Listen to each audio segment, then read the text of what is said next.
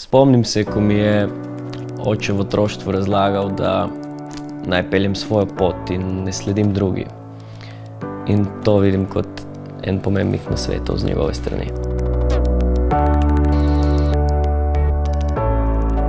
Sem Miha Milič in že 10 let poskušam shraniti spomine drugih ljudi. Moja poslovna pot izvira iz družinske tradicije. Skupaj z bratom Petrom predstavljava tretjo generacijo v družini, ki se ukvarja s storitvijo povezano s fotografijo. Sva pa pred 7 leti začela svojo poslovno pot.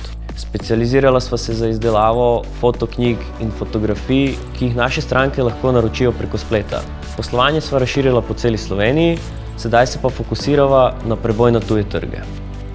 Prepričan sem, da je izobrazba pomemben del življenja in poslovnega uspeha, ampak ker sam nisem zaključil faksa do konca, verjamem, da ni nuja in da lahko uspeš tudi s trdo voljo in delom.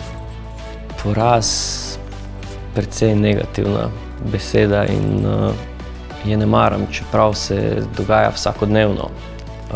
Ne v nekem velikem smislu, ampak se zgodi in zdi se mi bolj pomembno to, na kak način se z njim soočiti, kot pa sama beseda poraz. Ena večjih življenjskih prelomnic v mojem življenju je bila vsekakor Taja, moja prva hčerka. Trudila sva se, da ne bi spremenilo to najino življenje, kot se trudijo verjetno tudi mnogi, ampak kajkoli delaš, ti postavi življenje na glavo. Prosti čas, kaj je to? Službo poskusim končati ob 4, kot vsi ostali, ampak enkrat, ko mine čas z družino in ko hčerka zaspi, se vrnem v poslovni svet z mislimi, absolutno, včasih pa tudi fizično. Včasih delam tudi po 15, 16 in več ur. Če bi mi kdo ponudil, da mi izpolni mojo največjo željo, bi ga prosil, da mi omogoči biti en dan na vodi, en dan na snegu, z družino, izmenično do konca življenja.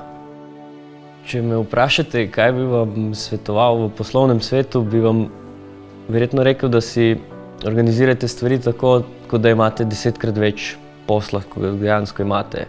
Enkrat boste prišli do trenutka, ko boste imeli 10-krat več posla in na njega ne boste pripravljeni.